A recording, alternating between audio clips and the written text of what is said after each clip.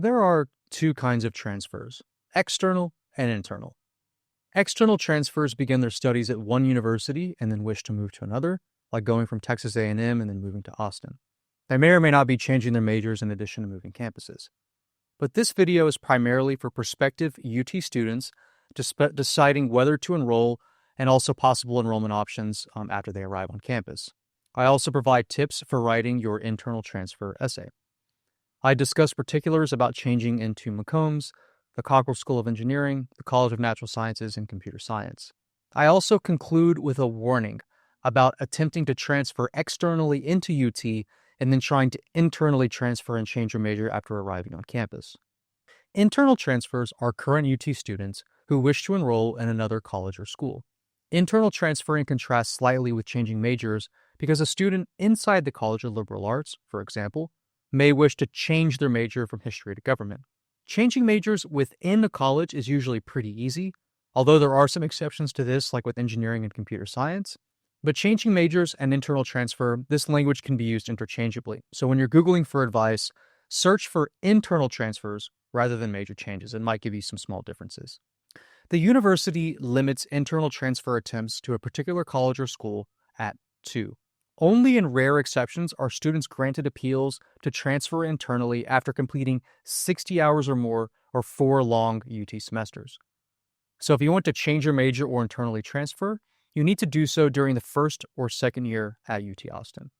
When students email me about internally transferring, they come from a few different backgrounds. They tend to be maybe first a current UT student who usually wants to transfer into business, engineering, computer science, or maybe Moody Communications. Other students that contact me are those first-time freshman applicants who are not admitted into their first choice major, and they want to try and game plan possible pathways or whether to enroll at UT at all, or if it's best to go to another university where they've received their major. Or finally, sometimes I get messages from prospective external transfers who are trying to apply for a less selective UT program with the hopes of internally transferring after arriving to UT.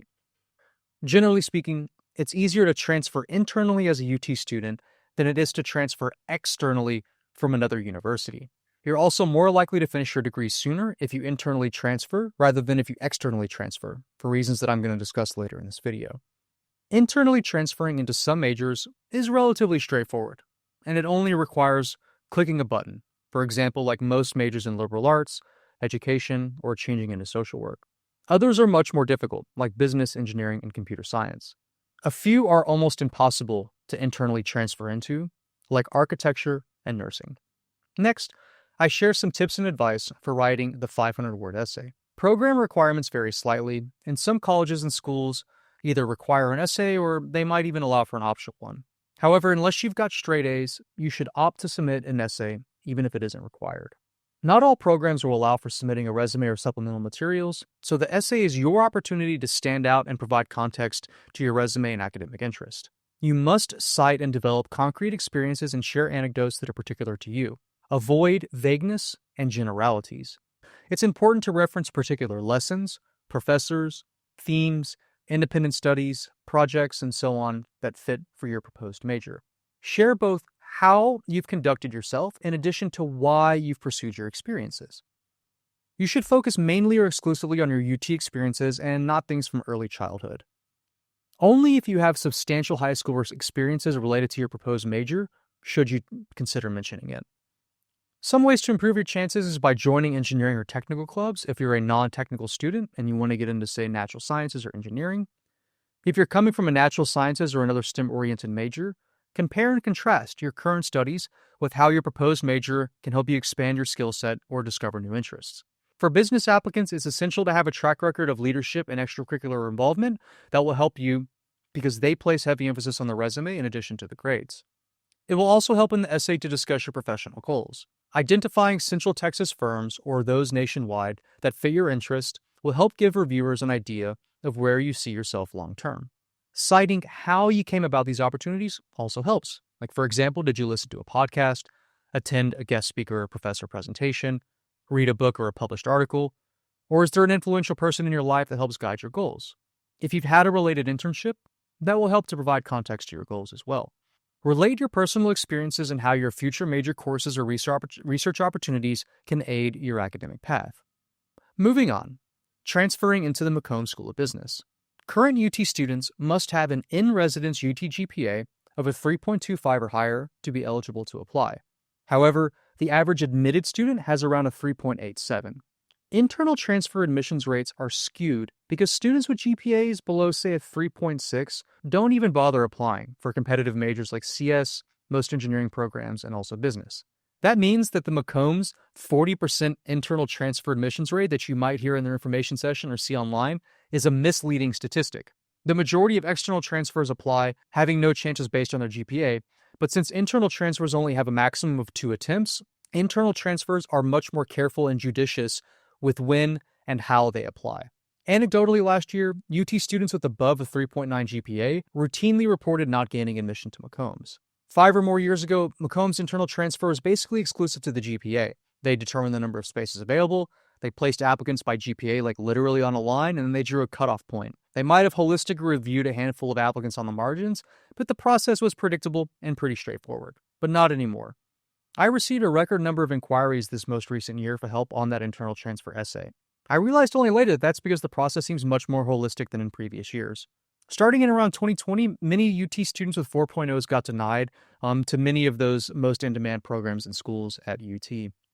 Business also places a heavy emphasis on your resume, so it might be the case that occasionally students with below a 3.75 who do have stellar extracurriculars and a great essay might gain admission. Finally, it may help to secure an internship if possible, or pursue those leadership positions in student organizations or joining those business-related groups. Prospective internal transfers should also attend an information session offered once and maybe even twice. Some programs require you to attend these sessions to be eligible to apply.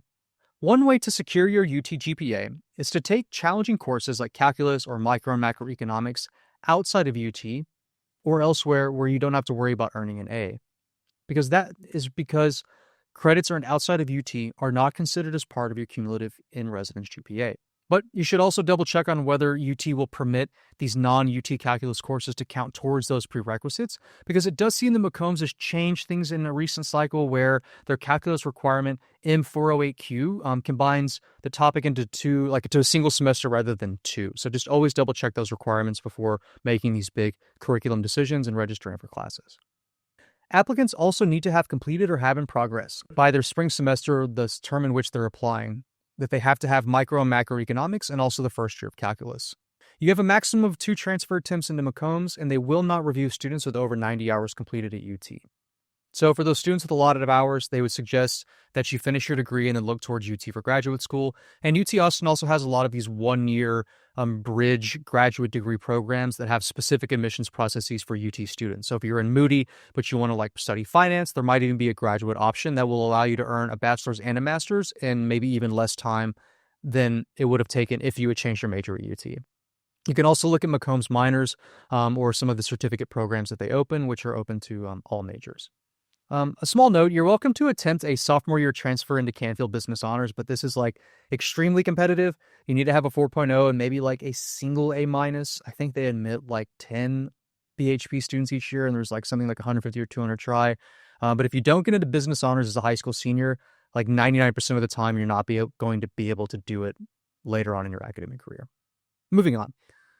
A UT Austin student recently attended a Cockrell Engineering Internal Transfer Information session, and I'm going to share their notes and summaries here. Around 500 UT students attempt an engineering major change each term. The overall acceptance rate is around 40 to 45%. Like other colleges and schools, Cockrell students are limited to 2 attempts. There are also many more students who want engineering than there are spaces available, particularly for those in-demand programs like electrical and computer and mechanical engineering. You have 2 engineering choices, and selecting only one does not increase your chances. Cockrell unfortunately does not disclose the number of available spaces in advance for each major, or even after the decisions are released. However, you should assume that those more competitive majors like ECE, aerospace, and mechanical are substantially more competitive than less in-demand programs like civil, architectural, and petroleum. Interestingly, the pools for non-Cockrell and Cockrell students are separate. So if you start in natural sciences, you're compared with other non-Cockrell students to your proposed engineering major. Non-Cockrell acceptance rates are a little bit higher, the logic being that those students don't already have a pathway to an engineering degree. Applying earlier or on February 1st makes no difference, so don't rush your application. The decisions go out in mid-June, and I think the deadline is May 1st for those applicants applying in the spring term. At least a few years ago, there was a single staff member that was responsible for reading and distributing all of the spaces. It was also the person that ran the session. And so back then I would tell people, like, emailing her does not help your chances. She's busy, so don't try and bother her with like try hard questions or showing that you really want to get into your preferred Cockrell major. However, more recently, it seems that other staff members review and score each application twice, and it's like independent of one another. And so if there are wide discrepancies in scores, then a third person will review that file. Consequently, Cockrell does take the review process seriously and does commit itself to holistic review. There's also recent evidence to suggest, based on an information session a student attended a few weeks ago, that Cockrell has recently changed their review process to a double-blind style, which I think is kind of interesting, where one member assesses everything that isn't the essay, and then someone else will read and score the essay without any other context of the other documents like the transcript or resume. In practice, this doesn't really matter for you as an applicant. However, that information session did explicitly say that you don't need to explain Q drops or withdrawals in your essay because that essay reader doesn't see your transcript anyway. Nevertheless, making mostly or all A's will help you become more competitive, but a 4.0 is no guarantee of a transfer, particularly if you drop the ball on the essay. Exceptional essays can compensate for an imperfect GPA, but there's only so much a great essay or a strong resume can do. Occasionally, students will get in with less than a 3.5, but it is pretty rare. Apparently, reviewers don't look at the resume section, so any relevant experiences to your engineering goals need to be mentioned and developed in your essay. I'm still not exactly sure how that works. Moving on, transfer credit does not factor in if you enroll at another university before UT. So they focus more heavily as well on your technical GPA rather than the overall. So if you made B's or C's in liberal arts classes, that's less damaging than if you made B's and C's in math and physics. Taking restricted, space-limited engineering classes in your preferred major, like ECE 302 or 306, also doesn't help your application. One interesting note, and this came directly from Cockrell staff, they insist to avoid idolizing figures like Elon Musk or Jeff Bezos. And this was like even before they were controversial political figures. Try not to sound overly desperate or begging for a space. That doesn't help either. Your essays should focus as much or more on how and why your experiences have helped you pursue your engineering goals, and not just a list of what you've done. Almost everyone writes about climate change, so if you do take this direction, you need to be highly specific to differentiate yourself from a crowded applicant pool. Moving on to the College of Natural Sciences and the computer science major change and internal transfer process. The statistics for internal transfers interested in computer science are sparse. The CS website refers applicants to the General Natural Sciences portal because the college makes the decisions rather than the major itself. CNS offers transfers only for the fall semester, with deadlines in the middle of the spring prior to changing. First semester UT students must wait until their spring semester to apply for internal transfer. Generally speaking, all students, including current CNS ones, must meet the following eligibility criteria. You need to complete 24 hours in residence at UT, which typically means 2 long semesters, the fall and the spring. You need to complete 1 math and 2 science courses, and some majors might have more particular prerequisites. You also need to earn a B- or better in residence in those math and science classes. They don't require it, but it's a good idea to attend a CNS internal transfer information session. Other advice that the session offers is they give a preference for students intending to graduate in a single major within 4 years. They also like to see that you enroll in 12 to 15 hours per semester with no Q drops, and they want to look at that course rigor for additional classes beyond the prerequisites. Admission spaces are based on the number of spaces available, which is going to change from year to year. And unlike other colleges and schools, like specifically Macombs, they're not going to look at your resume. And as far as I know, there's not any internal transfer process that requires or even allows for recommendation letters, but I would need to double check that.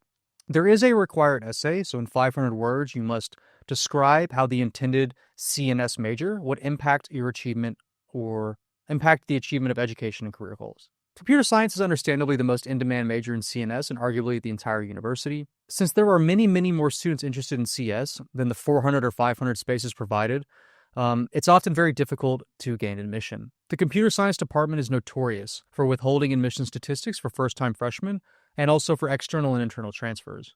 Anecdotally, it does seem that internally transferring is easier than those other processes, And I recall seeing somewhere that the admissions rate for internal transfers was remarkably high, around 40 to 50%. There was also an email a year or two ago that reported 250 to 300 applicants that were admitted through the internal transfer process each year.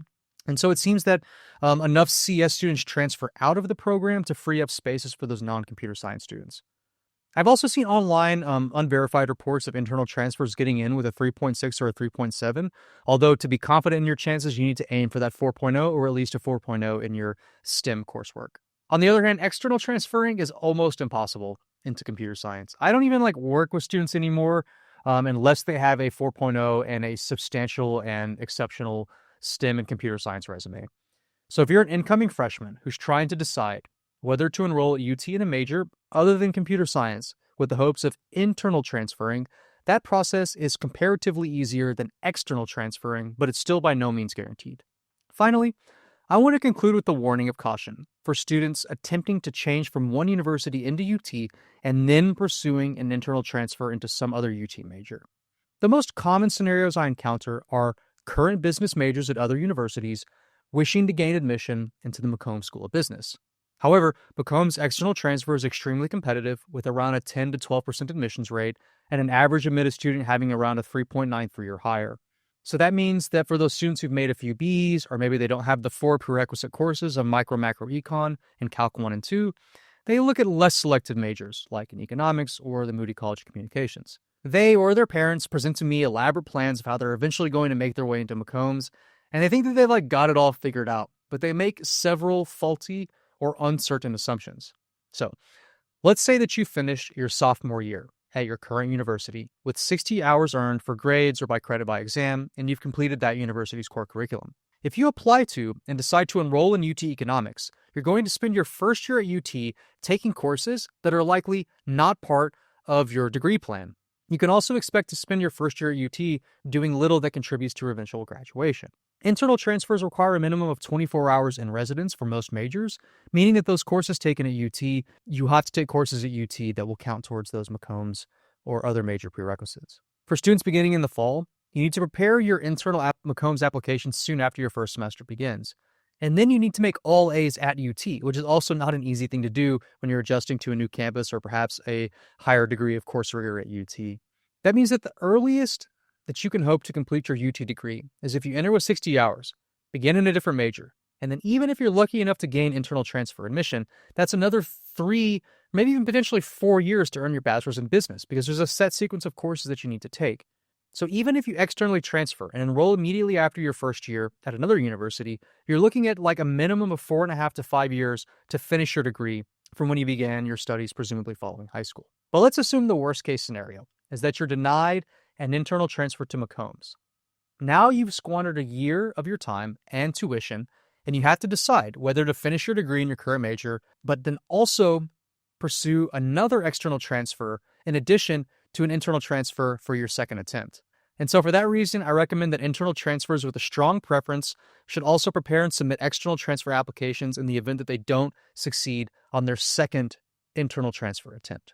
So that means the rule of thumb for external transfers. If you want to transfer to UT, please select your desired major if you have a strong preference, especially if you have more than 60 hours completed or in progress. Even if you have enough credits completed previously to plausibly graduate in 4 years, the vast majority of transfers take 3 or more years to finish their bachelor's degree after arriving at UT. Even though UT technically only requires 60 hours in residence to receive your degree, for transfers in most majors to complete their degree, less than 11% of external transfers finish in those 4 semesters or 2 years after arriving on campus. Nearly 20% of incoming transfers take more than 4 years to earn their UT degree, and some don't finish at all. Around a decade ago, UT commissioned a commission to increase 4-year graduation rates to 70%. And that's a target that they've since hit. I think it's almost at 80%, but it's above 75% in recent years. And so increasing graduation rates is one of the reasons that they require first-time freshman applicants to lock in a major at the outset, and that's why they make changing majors so difficult. When I was a student a decade ago, it was much easier. One of the many changes that was implemented was to make it more challenging to change your major outside of your college or school, because those changes might delay graduation, and it also occupies those resources for younger incoming students. So I recommend that you think very hard before transferring into a non-ideal major or enrolling at UT if not given your first choice. And for students with a lot of hours, maybe just look at completing your degree at your current four-year university if you're at one, and looking at UT for graduate school. You might even be able to finish in the same amount of time or sooner than if you tried the external to internal route. I hope you found this video about internally transferring helpful.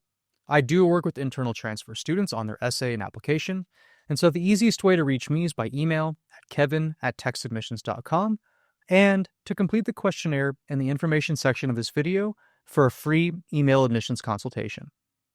Thanks, and I hope you have a great day.